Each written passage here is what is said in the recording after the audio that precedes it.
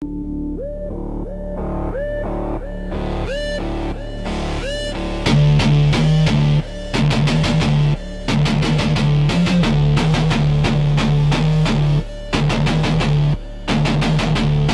got the whole world in his hands.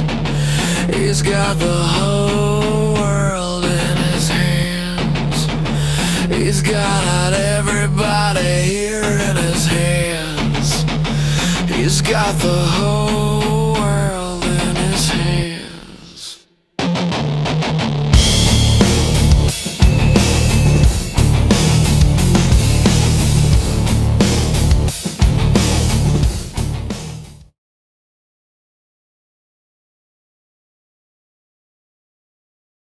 Donald Trump could have been a Russian spy. His connection to Russia has long been controversial, from his admiration for Putin to reports of election interference in 2016. Now, a new conspiracy theory promoted by former KGB officer Alnur Musayev is going viral. In a Facebook post on 20th of February, he claimed the Kremlin recruited Trump in the 1980s, his codename Krasnov. Musayev said the KGB saw Trump as the ideal candidate, ambitious, impressionable, and power-hungry, and cultivated him as an asset for decades. The goal, he claims, was to use Trump to weaken the United States from within. Similar allegations have surfaced repeatedly in the past. In 2021, journalist Craig Unger published American Compromat, claiming Trump was recruited by Moscow. One of his main sources, former KGB agent Yuri Shvets, said Trump was tapped in 1987 while Shvets was stationed in Washington. If true, it would mean that a US president secretly served Russian interests without ever being stopped. But to date, none of these allegations have been supported by definitive proof.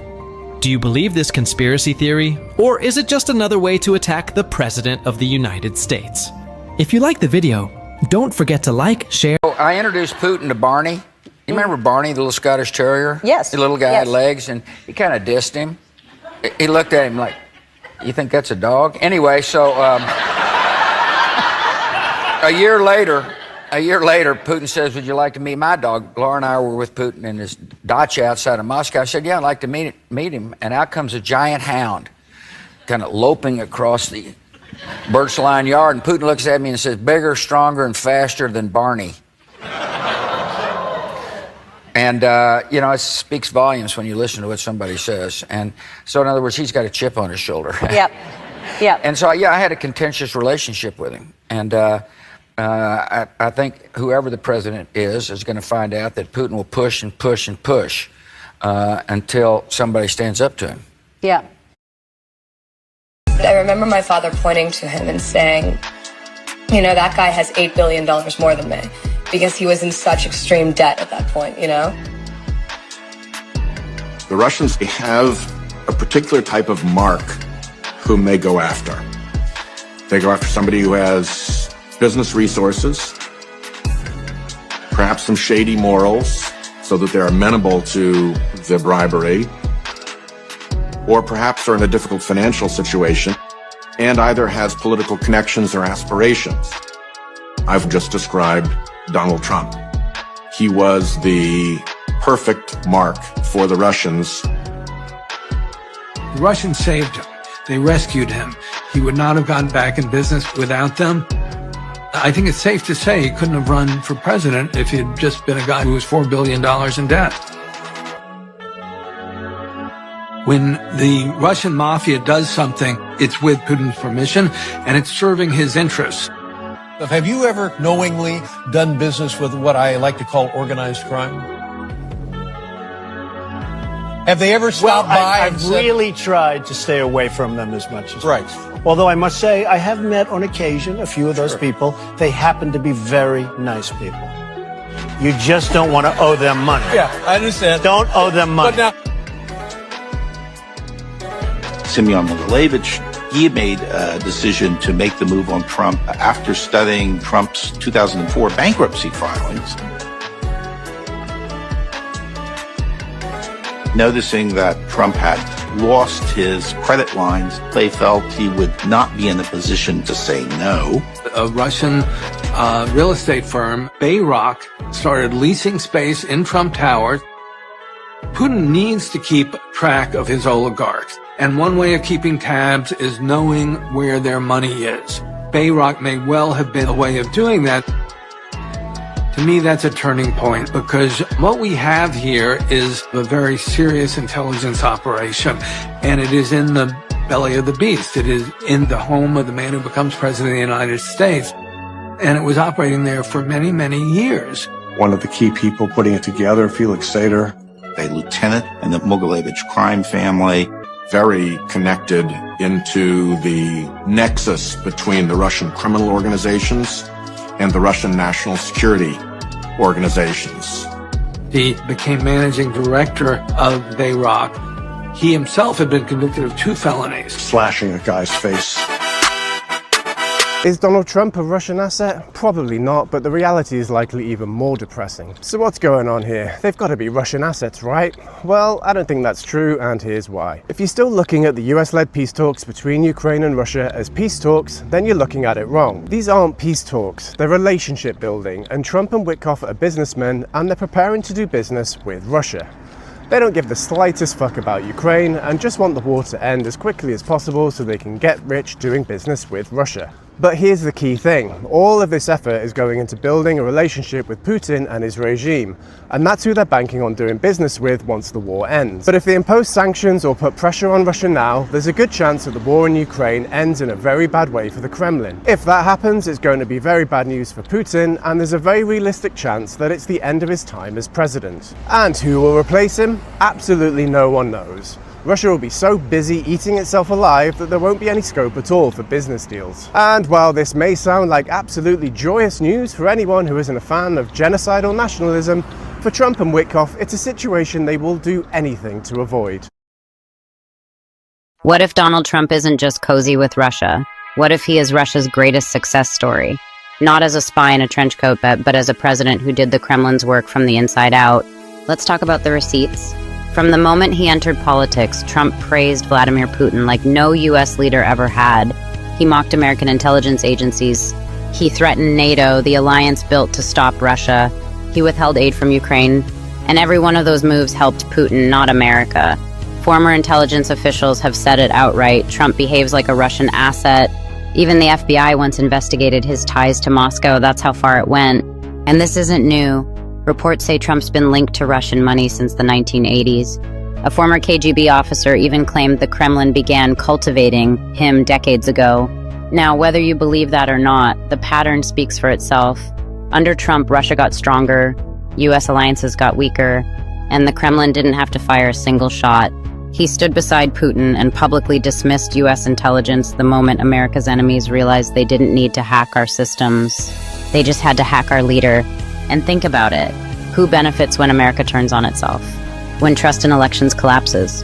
When truth becomes optional? Not you, not me. But Putin, he's loving every minute of it. So maybe the real question isn't, is Trump a Russian asset? Maybe it's this. How much of America is left to protect if our biggest enemy is already sitting at the head of the table? Follow for more. Stay aware. Honestly, I have better shit to do, but cult cucks keep begging for this video. I've put this information out a lot, but I'll do it again. Donald Trump is 100% a Russian asset. And if you don't understand, if you don't know real information or understand how the world works, that doesn't change that it's real information. You being too stupid to understand reality doesn't change the fact that it's reality. I'm just going to say 2 things so that this video doesn't end up being 3 hours long. Paul Manafort was lead campaign advisor for Viktor Yanukovych. Viktor Yanukovych was elected to the presidency in Ukraine. He was then, basically, long story short, he was run out of office for being a Russian asset. Before fleeing to Russia, he killed about 100 Ukrainian protesters. Then he fled to Russia, okay? That was around 2014. I mean, this all took place over the course of months.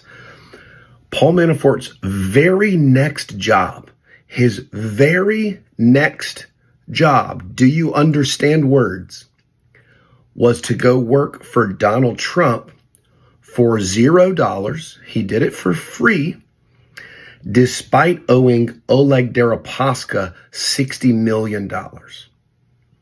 Oleg Deripaska, very sinister Russian criminal oligarch. So a guy who's $60 million in debt to a very connected, very sinister Russian oligarch goes and works for a U.S. presidential candidate right after getting a Russian asset elected in Ukraine, who was then run out of office and fled to Russia. I mean, there's 1,000 other little tidbits of information that I could tell you in chronological order to paint this picture for you. But if you're too fucking stupid to get it on this first piece of information, then you're too fucking stupid and too dishonest to consume or digest any of the other information that I would have to share with your thick skull and your tiny Mountain Dew saturated brain. You're a dumb redneck and you can't grasp it, so why the fuck would I try?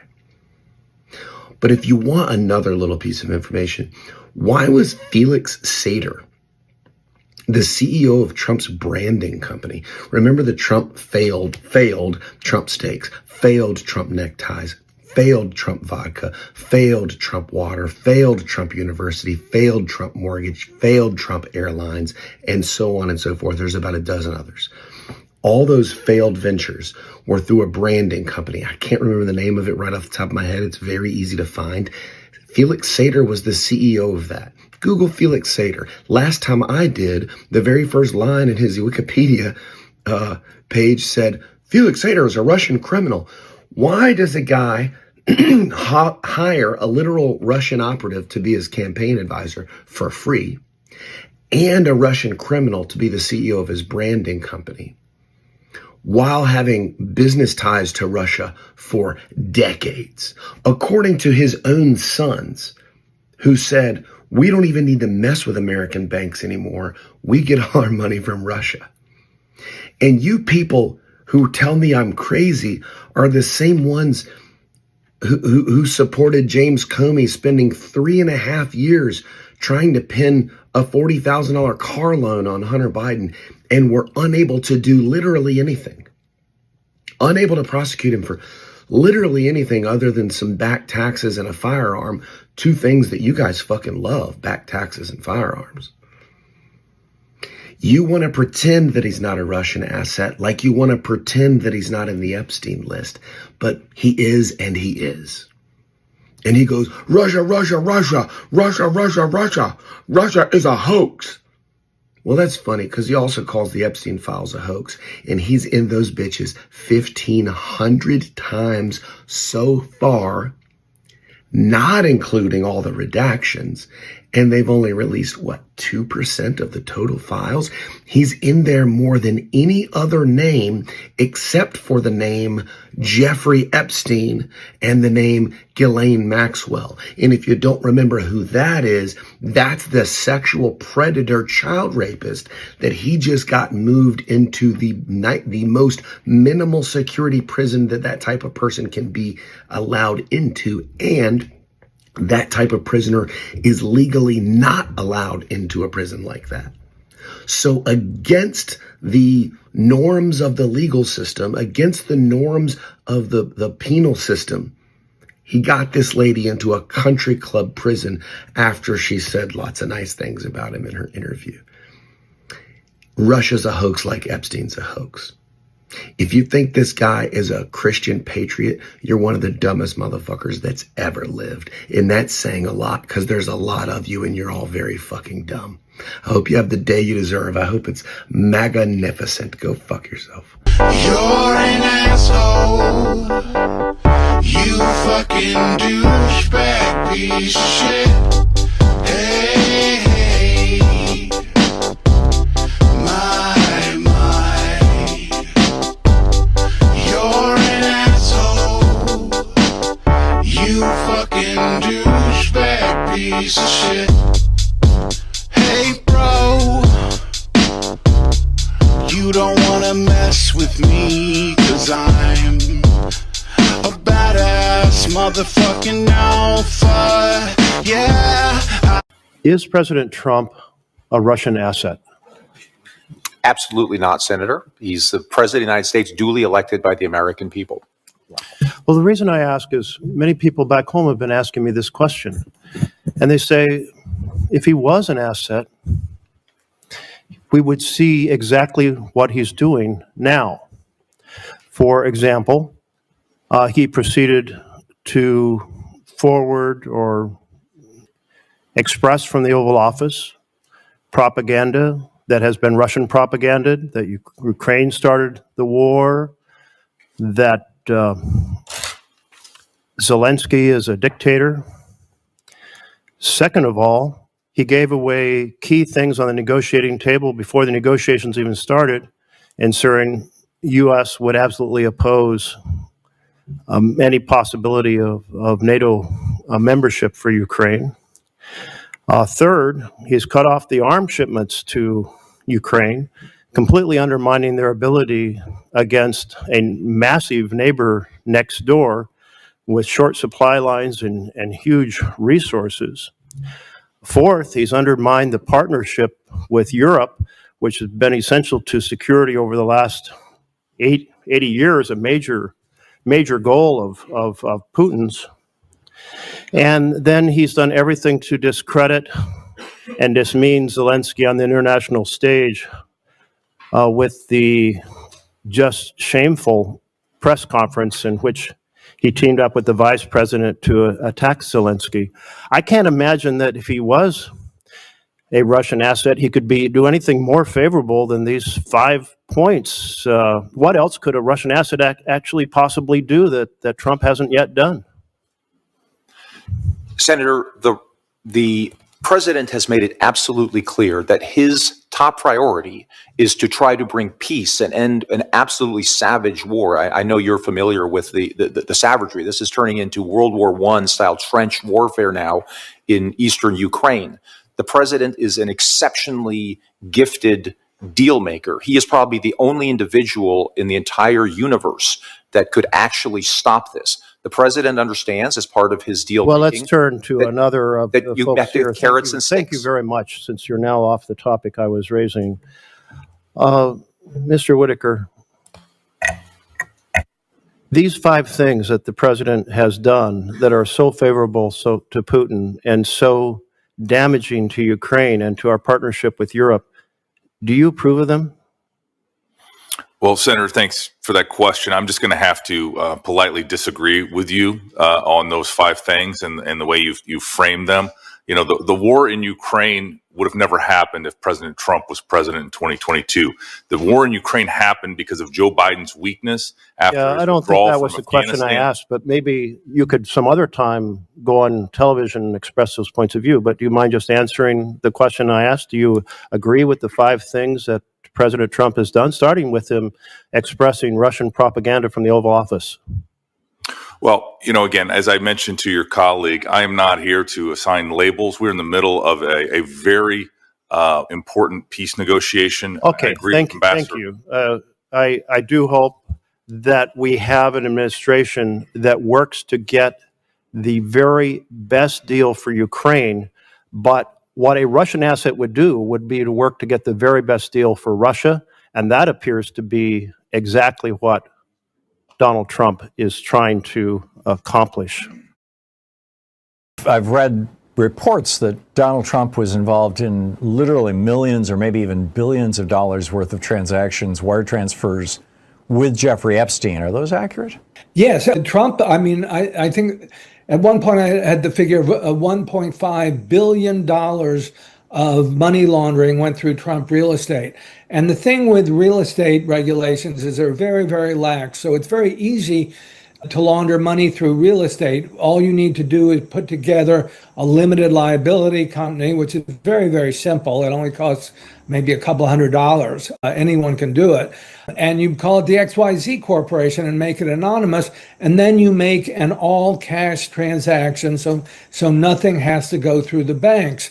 If that happens, and it happened a lot with Donald Trump, in effect, any party can launder money through real estate.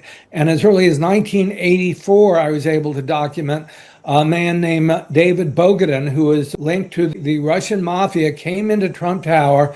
Trump Tower in Midtown Manhattan had just opened the previous year, and Bogatin put down $6 million in cash and said he'd take 5 condos. That, by the way, that's the equivalent of about $30 million today. So it's as simple as that to launder money. And the Russian mafia and affiliate, it's important to understand also that the Russian mafia is really an arm of Russian intelligence. They're not at odds with it in the way the American mafia was with the FBI. They are part of Russian intelligence. So to me, this is just an enormously grave breach of national security.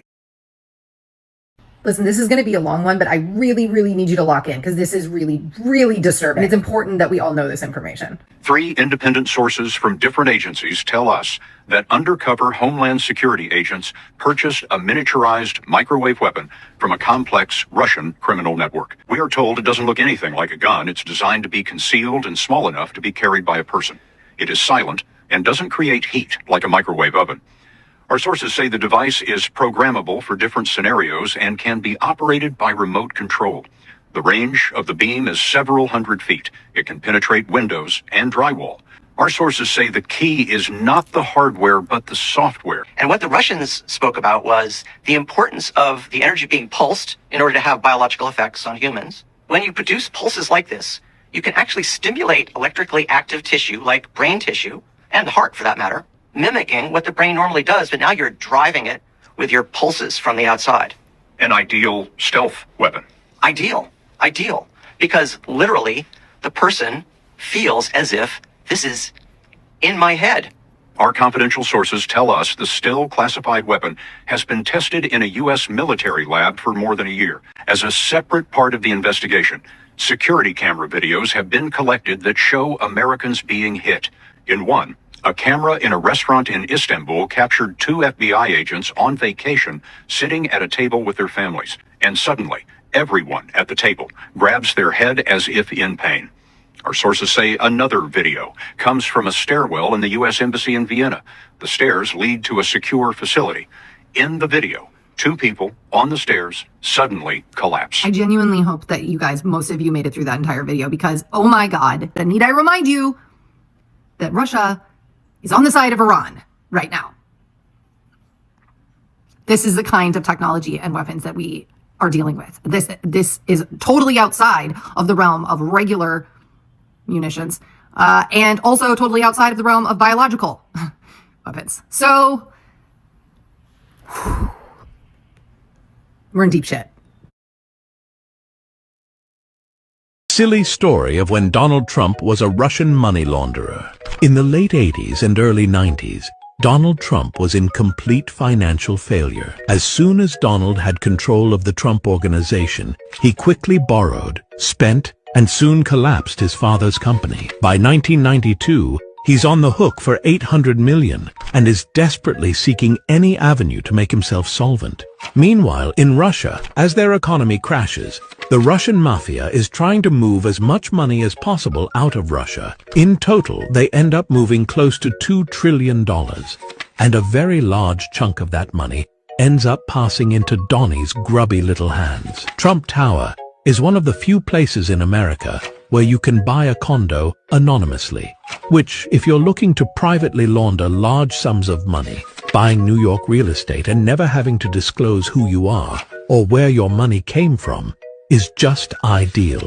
Building after building is constructed, and the Russian mob, both directly and through shadowy shell companies, buys nearly 70% of his unoccupied space. By the 2000s, the vast majority of the Trump Organization is paid for with dark money directly from Russian oligarchs and the Russian mafia. At this point, Russian businessmen have cut out the middlemen and started building these towers themselves, simply leasing Donald's name and organization while they create their own real estate to purchase with their own dirty money, which left Donnie the free time to focus on his real passion, being famous. Donald will tell you this story about his business sense, how he fought back from bankruptcy and he's this self-made billionaire. But what Lil Donnie actually is, he's a mule, an asset for cleaning cash from human trafficking, extortion, and the drug trade. And without 2 decades of Russian money, he'd be broke, alone, and on the street. This is hard to say, but if Donald Trump is, in fact, a Russian asset, out to destroy the United States, he would hardly be doing anything different. A few examples. Trump's tariffs. They'll raise prices for U.S. consumers and manufacturers. Plus, the chaotic and ever-changing way Trump applies them makes uncertainty a fact of life in this country. And if there's anything businesses hate, it's uncertainty. Next, Trump's demolition of the U.S. electric vehicle tax credit. As Robinson Meyer points out, electric vehicles are an apex industry that builds on and incorporates the work of other sectors, like batteries, sensors, and rare earth mining. With the incentives to buy and lease U.S. electric vehicles gone, all of these infant industries will be robbed of the demand they need to grow, which leaves China an open door to dominate all these markets of the future. Jim Farley, the CEO of Ford, says that already Chinese EVs are far superior to anything in the U.S.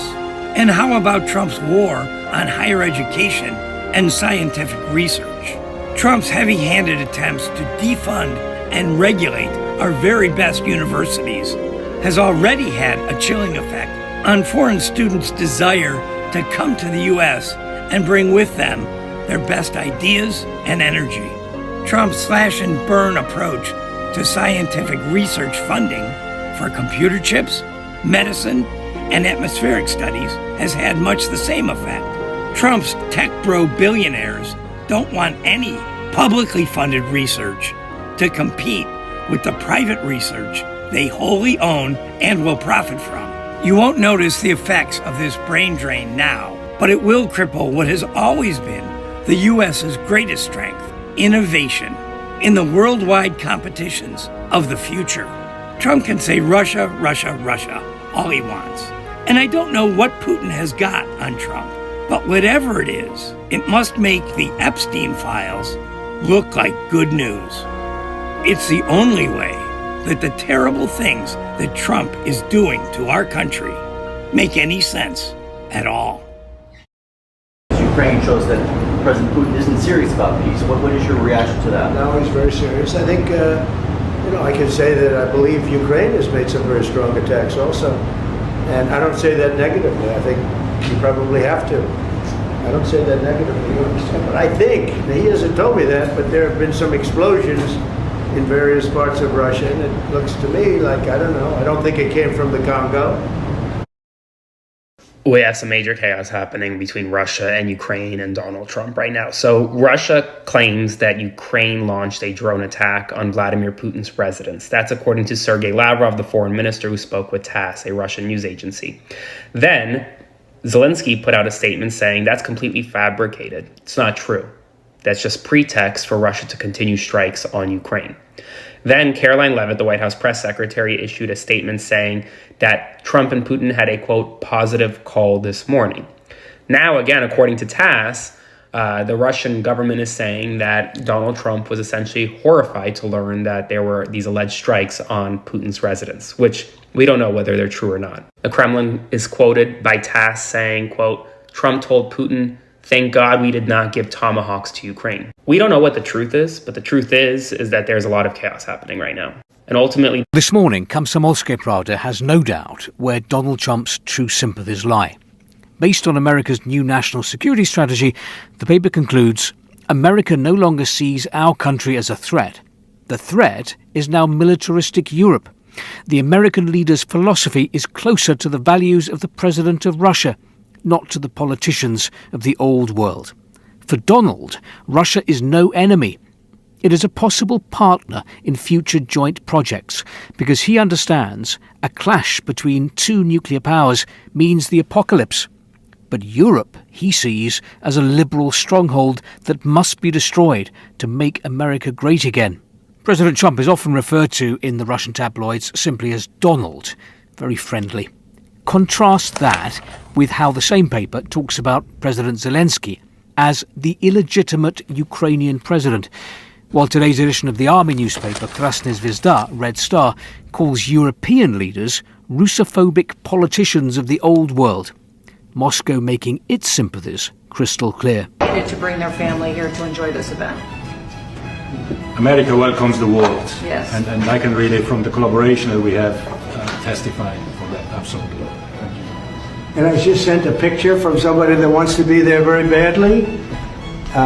He's been very respectful of me and of our country, but not so respectful of others. But he'll, I'm going to sign this for him, but I was sent one, and I thought you'd all like to see it. That's a man named Vladimir Putin, who I believe will be coming, depending on what happens.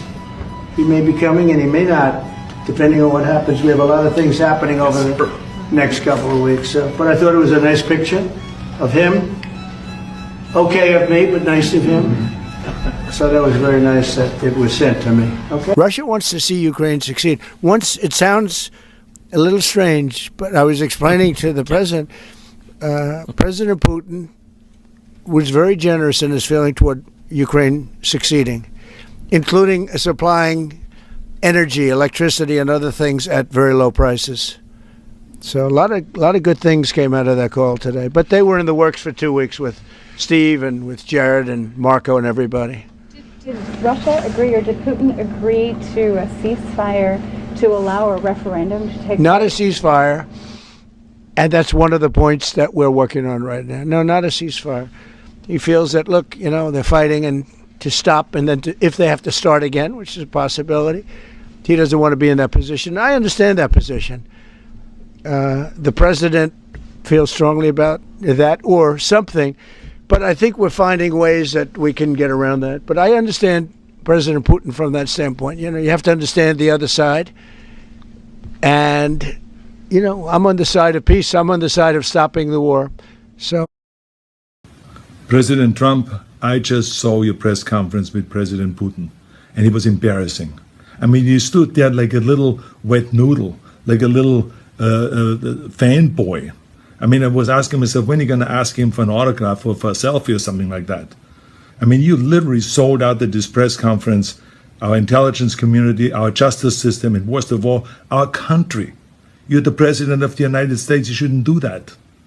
I mean, what's the matter with you? It's not only Ukraine that's under attack. International law, rules-based international order, democracy, human dignity are also under attack. This is geopolitical terrorism, pure and simple. Now, the most serious corruption of American foreign policy ever is being talked about inside the Trump administration. It's being described as a peace plan to end the Russian war in Ukraine. But if you look at the details, it has nothing to do with peace. It is a business deal to make the people around Donald Trump rich. It's just corruption through and through. Let me tell you the story. According to the Wall Street Journal, last month, Vladimir Putin sent the head of his sovereign wealth fund to negotiate an end to the Ukraine war with Steve Witkoff, who is one of Trump's billionaire buddies, also one of his national security advisors. They met in Miami Beach. Jared Kushner was there too. Putin didn't send his foreign minister, and this is important. He sent his business deals guy, the guy who controls the billions of money that are produced by Russia's oil operations. Why do you do that? Because he knows that the way you get Trump's people to agree to sell out Ukraine is to offer up a deal to make Trump's billionaire friends even richer.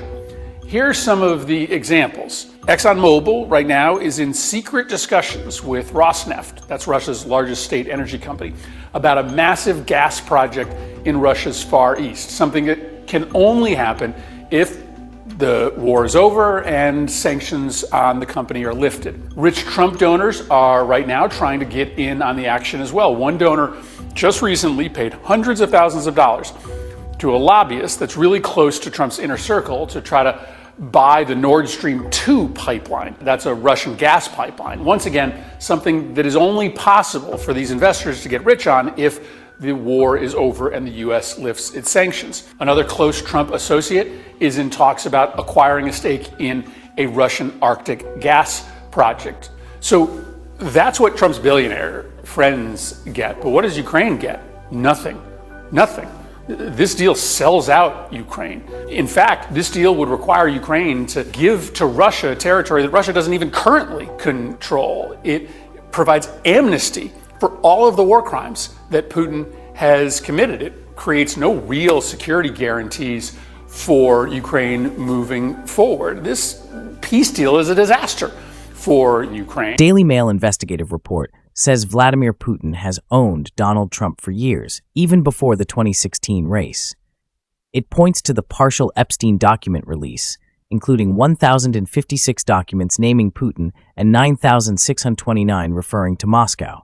The report argues Epstein ran a KGB honey trap operation, filming powerful men with underage girls for leverage and laundering corrupt Russian money through U.S. real estate. It also cites Trump family comments about Russian funding and notes Senator Ron Wyden's push for Epstein finance records blocked by Republicans. Read the full story on rawstory.com. Vladimir Putin has the United States of America by the balls, and has for quite some time. This is incredibly dangerous. And every day we come in here and we report on this man, and all other checks and balances, guardrails surrounding him have completely collapsed. The Republican Party is off to lunch at the leadership of little pipsqueak Moses Mike Grinder Johnson. They're putting nothing up to protect Western democracy. They're completely annihilating the post-World War II alliances, completely. And everybody who is even remotely attuned to this knows Putin is not on the side of Ukraine. He doesn't want to see Ukraine succeed. He wants to see Ukraine succeed under a Russian flag. And then after that, they're going into Warsaw. And then after that, they're going further and further and further. This will not stop. This president is a Russian asset. Steve Witkoff is a Russian asset. Jared Kushner is completely in it for how many billions can I make doing business with Russians. And it is a dangerous fool's errand, because what Putin does to people who he makes business deals with is he throws them out windows and kills them. This isn't just some world leader. This is a murderous dictator, and we have dementia-riddled Kanks who is completely controlled by Vladimir Putin.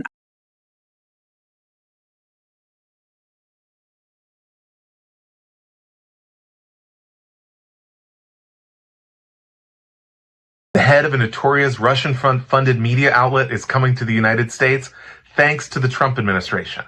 Now, last year, Tenet Media, which was sort of a YouTube supergroup featuring conservative pundits like Benny Johnson, Tim Pool, Dave Rubin, Lauren Southern, all kind of prominent names on the right. It was a strange outlet that seemed to get no views. No one knew why it existed. Well, last year, the FBI revealed it existed because it was being funded by $10 million in illegal Russian payments. It imploded. All of the people involved said they were tricked. And the founder, a woman named Lauren Chen, a Canadian, a right-wing media influencer herself, she had to leave the country because she didn't have a work visa anymore because her company no longer existed and was accused of Russian money laundering. Well, now Lauren Chen and her husband, who was also involved in her company, are back thanks to the Trump administration. The State Department, the FBI, the Border Patrol, according to Lauren Chen and a member of the State Department who posted about this publicly, the Trump administration personally intervened to let them have a visa so they can return to America. Now, you might say, why, if someone was involved in a Russian propaganda operation in the United States, would Trump welcome her back into the country when the administration is cracking down on students, other visitors, tourists, anyone who might post critically about Israel? Even some people who have been involved in criticizing disinformation operations have been banned from the United States because the Trump administration doesn't like them. And at the same time, we're inviting back in someone who was involved in a Russian propaganda operation. It's crazy. My name's Will Sommer. I'm a reporter with The Bulwark. I wrote about it in my newsletter, False Flag. Check it out. Thanks. I mean, people are shocked today that Trump is betraying Ukraine. He doesn't have a real ideology. It's about him, what's good for him. And he's been in bed with the Russians for a long time. I don't see that changing at all as long as he's president. So a lot of the talk around Trump being a Russian asset, some of it gets dismissed as, conspiracy theories, and it's all circumstantial evidence. What would you say to those accusations? Well, first of all, I want to distinguish between an asset and an agent. And an agent is someone who knows he has signed on with the KGB. He can be given specific tasks. He's actually paid by them. That's not the way it works with an asset. The KGB made a point of cultivating powerful businessman. I'm thinking of Armand Hammer, who goes back to the days of Vladimir Lenin and Joseph Stalin. And he was an enormously wealthy American oil man who was very much an asset. And he was sort of aging out when the KGB began cultivating Trump. You can say it is circumstantial, but there are an awful lot of circumstances. I've written 2 books about it. There's one point after another. It's backed up by a lot of documentation. And we have on the record interviews with Yuri Shvets, who was in Washington Station with the KGB, recruiting American assets for the KGB back in the 80s when his colleagues at New York Station were cultivating Donald Trump. How certain are you that Donald Trump is a Russian asset? Completely certain, and not a single fact has been challenged in my reporting. And you go back to 1980 when Donald Trump was really just starting out and had what was really his first successful real estate venture. He's had a lot of failures. This one was actually a success when he developed the Grand Hyatt Hotel right near Grand Central Station here in New York. And he needed, like every big hotel, he needed lots of TV sets. And he ended up buying them from the Joy Ludd Electronics Store, which was a front for the KGB. And I got that information from a former agent with the KGB, Yuri Shvets, and it really all started from that.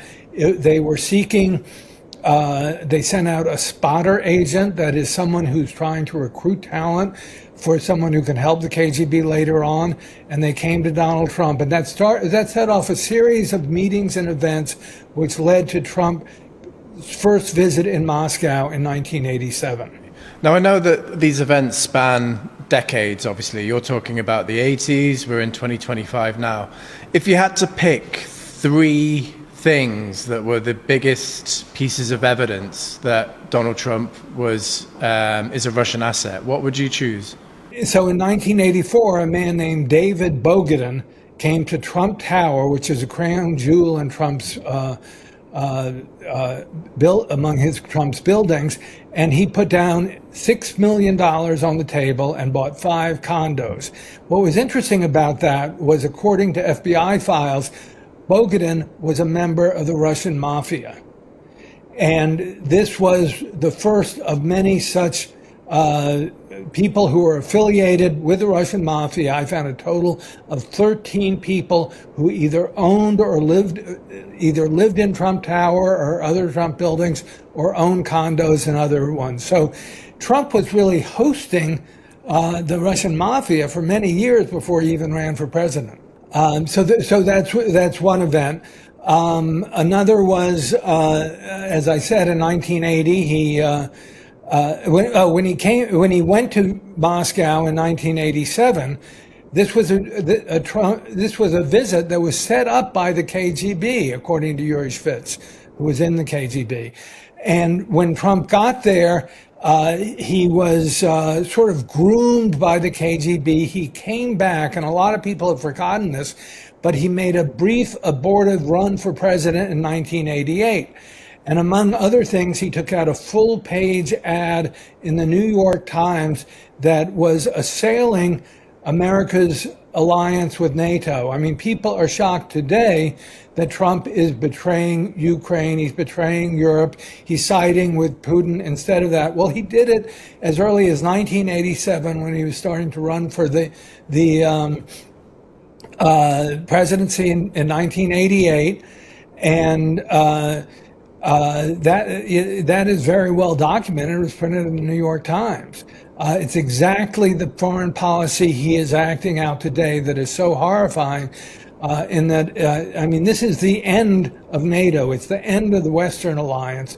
Trump is allying with Vladimir Putin and against Ukraine and all of Western Europe. And from an American point of view, I think it's as horrifying as it must be for the Ukrainians. And it's like the third example. Is there anything like these trips to Moscow or anything along those lines which has happened more recently? Well, more recently, you saw him during his first term in office as president, and when he met with Putin in Helsinki, he essentially said that he trusted Putin far more than American intelligence. And what we see happening now is he is essentially destroying Western intelligence. I can't imagine Ukraine or any European partners wanting to share intelligence with the United States as long as Trump is president, because it's likely to be passed straight along to Vladimir Putin. And do you think there's anything, some of the people who are in his administration have also faced similar accusations about closeness to Russia? I'm thinking Tulsi Gabbard, for example. Do you think that there is something behind that as well, or does Donald Trump just think she'd make a really good director of national intelligence? I'm certain there's something behind it. What Trump has done, he's wiping away the whole system of checks and balances. That is, Trump's cabinet appointees, and that would include Tulsi Gabbard, it includes Kash Patel, who's the new head of the FBI. They're supposed to be confirmed by the Senate, but Trump is doing it in a way that he's appointing only loyalists, people who have no real qualifications, and I think it would be crazy for what have been our allies to continue to trust the United States anymore. So people who defend Trump and his actions on Ukraine and NATO would perhaps argue that he isn't a Russian asset, he's just a transactional president and he's just trying to, get the best deal for America. What would you say to those people? Well, I think he's trying to get the best deal for Donald Trump. He doesn't have a real ideology. It's about him, what's good for him. And he's been in bed with the Russians for a long time. I don't see that changing at all as long as he's president. And there may be, there likely will be a lot of infighting within the Trump administration. You have people like Elon Musk, who's enormously powerful now, but Steve Bannon, for example, really doesn't like Musk. That could well erupt into a battle. But none of them really can you see them working with NATO in the way the United States has worked with NATO for more than for 80 years, roughly. It's been the most powerful geopolitical alliance in the history of the planet.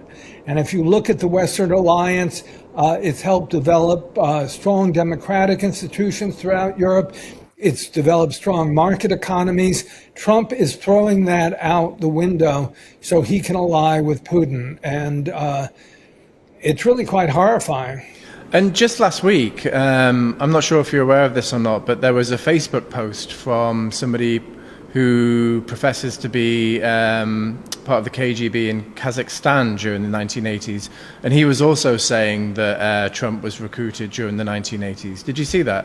Yes, I'm aware of that post. I have not been able to corroborate it, and I would have questions whether, if I'm not mistaken, he was talking about the 6th directorate in the KGB.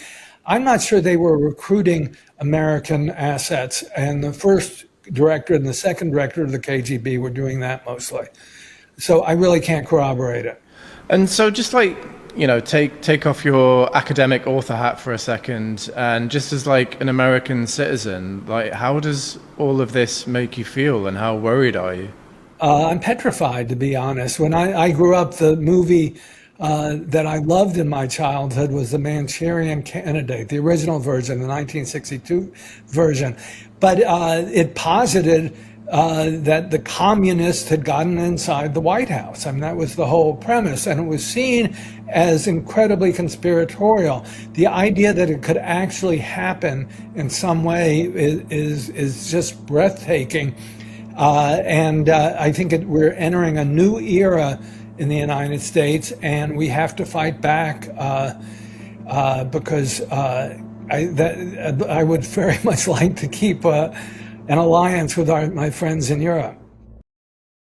Serious breaking news as European leaders are considering dumping trillions of dollars of U.S. debt that could trigger an economic crisis worse than 2008 if Trump abandons Ukraine and moves forward with this peace plan with Russia, especially after the Wall Street Journal article that just came out hours ago has shed light into Trump administration officials colluding with Russia and exchanging quid pro quos, abandoning security for their own personal economic gain.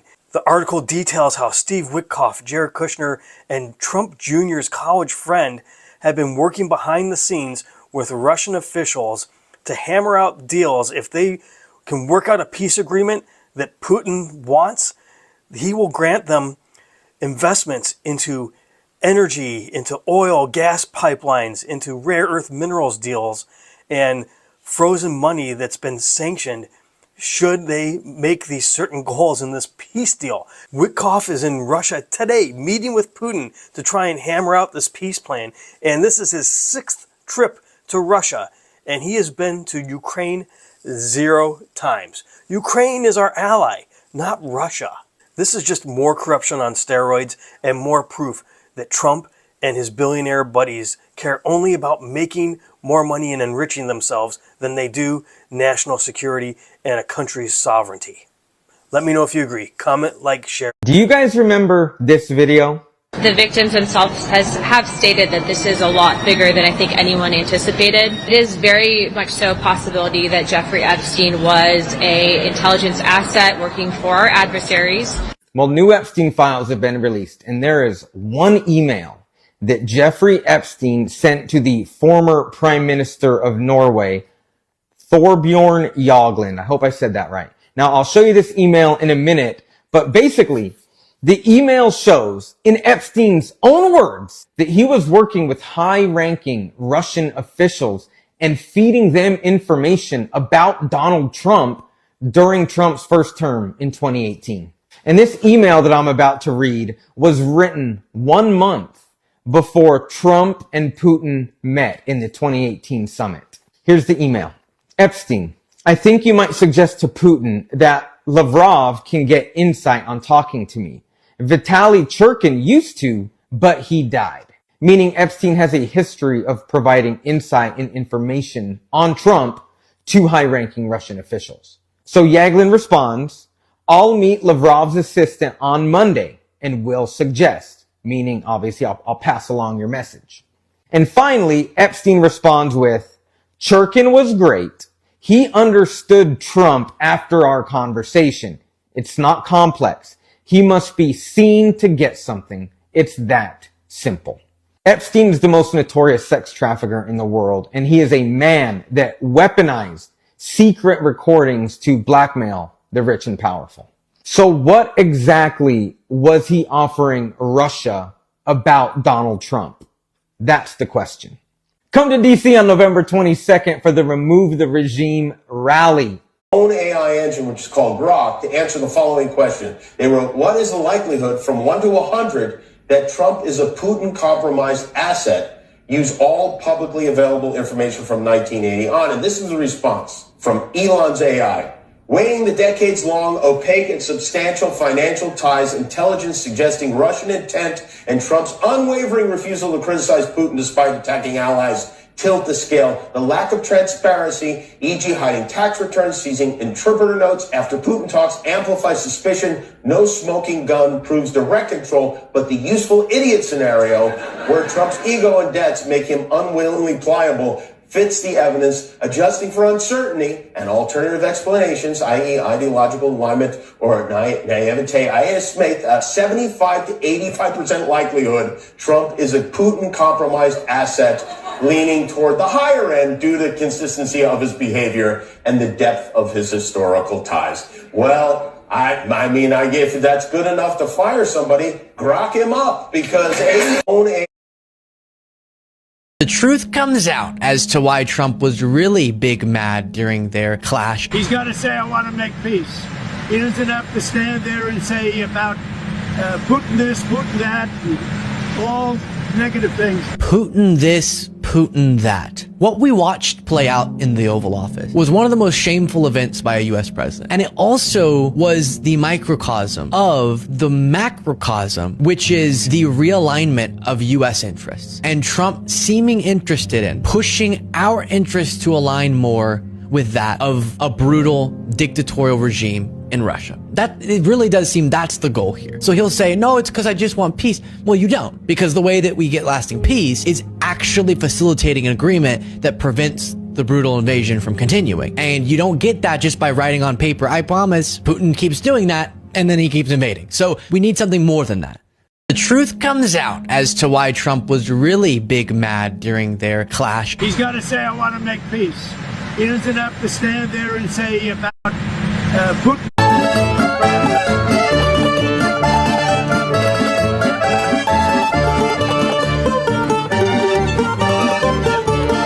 Trump just said to Stephanie Ruhle from MSNBC on a phone call that he trusts Putin more than Zelensky from Ukraine. And he said that Putin is not afraid to take on our European allies. This is very significant. He said that Zelensky is not helping us, that he cannot be trusted, and that Putin can. So the president of the United States is publicly taking the side of Russia. And this is not the first time he's done this. He does it a lot. He does it all the time. I don't know how much more evidence people have to have before they realize that Trump is working for Russia and for Putin, not for the American people, not for the safety of Ukraine or of Europe. And right now, this war with Iran, it's making Russia a lot of money because he lifted sanctions on their oil because of what he's done with the Straits of Hormuz. It's closed down now because of his war, because he started this. So I don't think it's a coincidence that he did that. I think that was the plan all along. He's always in for helping Putin and Russia. Apparently, back in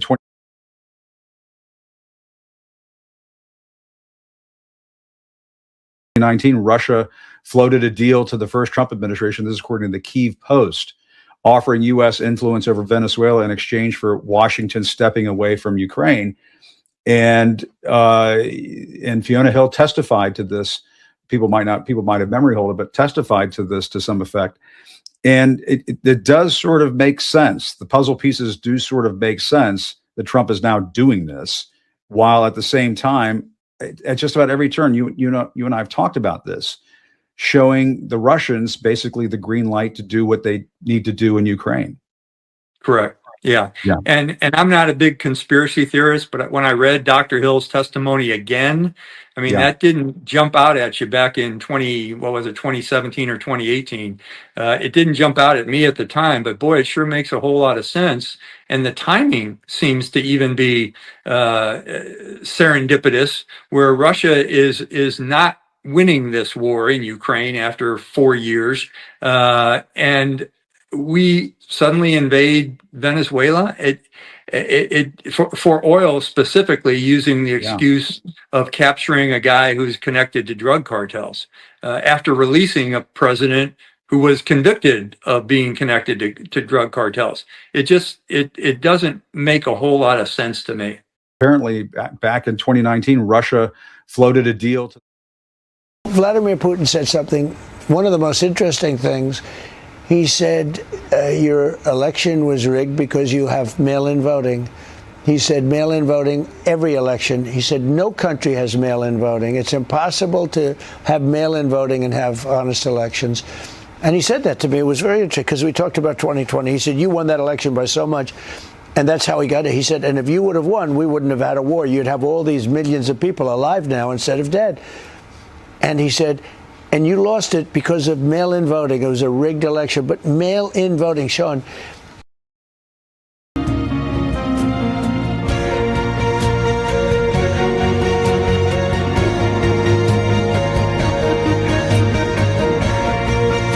Donald Trump. A new batch of files from the Epstein investigation has been released, and they contain some serious accusations against the president. A complaint submitted to the FBI by an alleged victim claims that Mar-a-Lago was host to auctions of underage victims.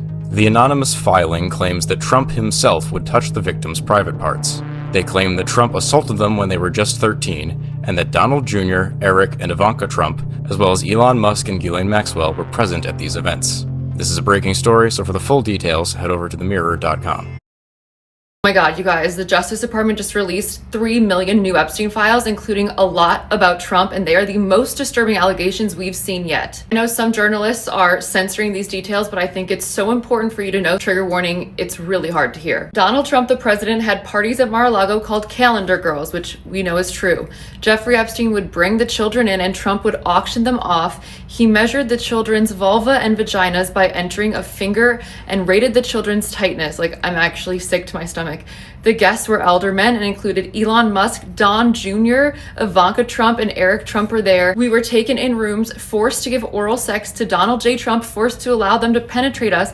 I was 13 years old when Donald J. Trump raped me. Ghislaine Maxwell was also present. And here's another one. A caller reported an unidentified female friend who was forced to perform oral sex on President Trump approximately 35 years ago in New Jersey.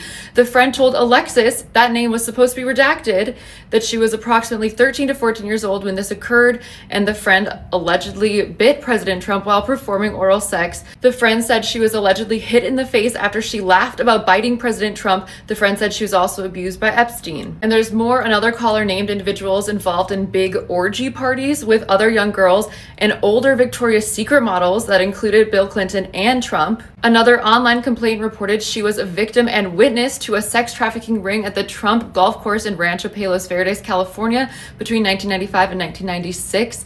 She reported Ghislaine Maxwell was the madam and broker of the sex parties, many of whom included Epstein, Robin Leach, and Donald Trump. Complaint reported participating in orgies and that some girls went missing, rumored to have been murdered and buried at the facility. Complaint reported being threatened by Trump's then head of security that if she ever talked of what went on there or who she saw, I assume they mean she, would end up as fertilizer in the back 9 holes like the other C word. This is insane. And then another complaint claims to have video of high-profile sex parties, dealings with cartels, and having witnessed Robin Leach strangle a young girl to death at a party. I can't even believe that we're reading this stuff. I also wonder if they will ever let that video see the light of day. That's all we have for now because Newsgirls is just starting to look through these files, but we will be posting videos all day as we go. There was a question from Senator Whitehouse about reports that there are photographs of Donald Trump with semi-naked underage girls, young girls. And she didn't answer that at all. She just turned the attack back on Senator Whitehouse and said, how dare you say this about Donald Trump? But I thought it was interesting that a US senator raised that issue and made me wonder, what do these senators know and what have they seen that we have not yet seen? It turns out Trump didn't go to Epstein's Island once, nor twice, or 3 times, but at least 8 flights Trump went to the island. A part of the newest batch of Epstein files, these look the absolute worst for Trump, proving he was on the flight logs at least 8 times, and 4 of them, Ghislaine Maxwell, who's still alive, was on them, meaning she knows everything. Also, a limo driver came forward about hearing a conversation about Trump and Jeffrey doing this to girls. That same girl lost her life in January 2000, coincidentally after reporting the incident. Also, Larry Nassar, a convicted offender, wrote to Jeffrey Epstein that Trump and him share the love of... Also, if you look up Trump in the Epstein files, nothing comes up. You have to search Trump and then put a space at the end, and then you will find his name, showing the FBI obviously tried to hide and prevent anybody from searching too hard for stuff. Comment your thoughts, follow for updates. It turns out Trump... So one of the things I'm concluding is I think Trump was part of the operation. I don't just think he was a friend of Jeffrey. It looks to me more and more like he was an integral part of the operation. And if Trump was, then likely Lutnick was as well, not just somebody who lived next door and helped him launder money. So this administration is the Epstein network. It is the Epstein network taking control of the US government and ejecting its booster rocket.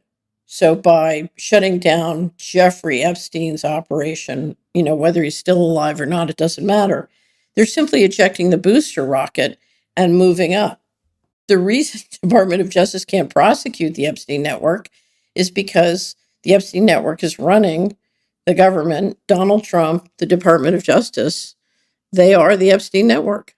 So one of the things I'm concluding is I think Trump was part of the operation. I don't just think he was a friend of Jeffrey. It looks to me more and more like he was an integral part of the operation. And if Trump was, then likely Lutnick was as well, not just somebody who lived next door and helped him launder money. So this administration is the Epstein network. It is the Epstein network taking control of the US government and ejecting its booster rocket.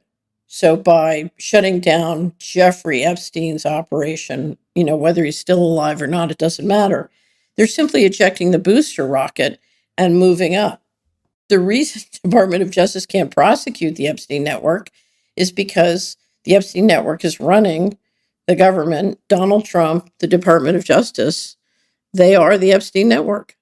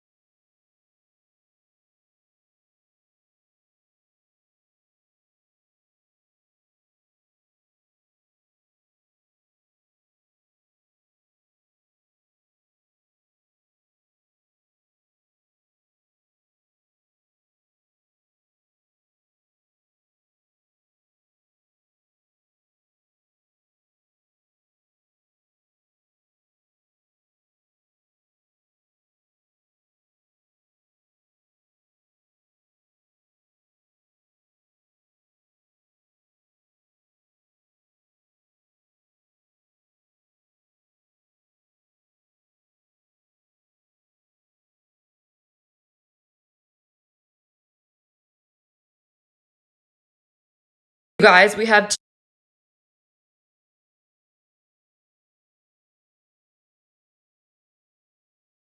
two new deeply disturbing reports about Trump and teenage girls. So you might have seen this new excerpt from the Epstein files where Epstein brings a 14-year-old girl to Mar-a-Lago to meet Trump and says, "This is a good one, right?" To which Trump smiled and nodded in agreement. But what makes this even more alarming is that the New York Times just reported on a separate incident from the same era where Trump's then wife, Marla Maples, warned a mother to keep her 14-year-old daughter away from Trump. So this is what the article says. In 1994, a 14-year-old girl named Tina Davis was recruited for a party at Mar-a-Lago and told to dress sexy. Her mom said there were 8 or 9 other girls there, some that were still in training bras, and the girls were repeatedly offered champagne. And at one point, Tina's mom says she and her daughter went to the bathroom where they ran into Trump's then wife, Marla Maples. She says Marla clasped her hand and said, "Whatever you do, do not let her around any of these men, especially my husband. Protect her." I mean, that's chilling. Marla Maples now denies making these comments specifically about Trump. Here she is at Trump's inauguration party last year,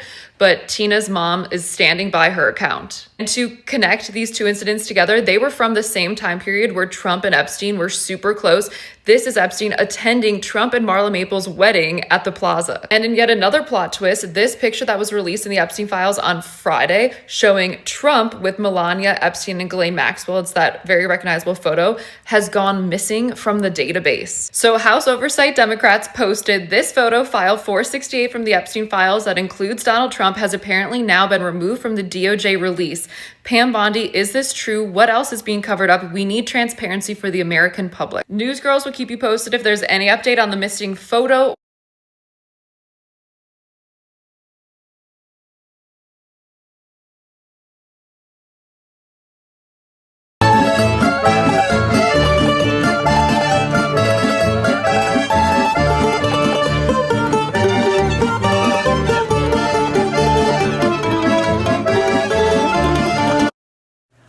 Okay, I'm finally getting the timeline and the court documents and everything to line up, and this is a wowzer because it winds up in Trump's lap. I hate that I just said that. Anyway, there's a school in Michigan called Interlochen. Jeffrey Epstein went there and he funded a scholarship lodge that him and Ghislaine confirmed went to visit in the summertime to go hang out with the teens. Now here is the court document. Go look it up. Here's the EFTA number. That talks about this, that says it all started in 94 when this 13-year-old Jane Doe, 13-year-old child, by the way. These articles are saying 13-year-old woman, 13-year-old girl. She's a 13-year-old child. Start there. But they met at the summer camp in Michigan, which is Interlochen. And this continues to go into detail about how Epstein and Maxwell talked to this girl, said he wants to fund her, got the mother's phone number, and then called the mother later, and then invited her and her mother to his mansion in Palm Beach for a month.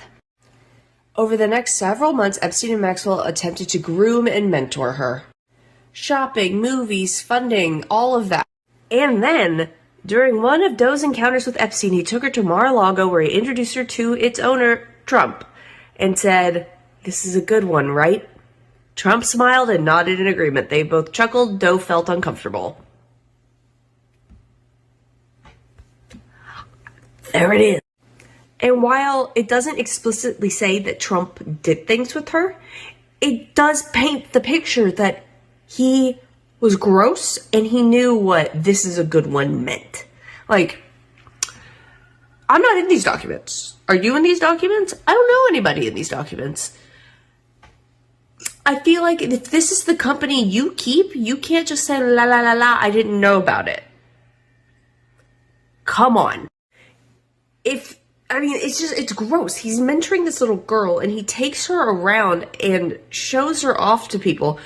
It goes into more detail about these horrible abuses that this poor child was subject to.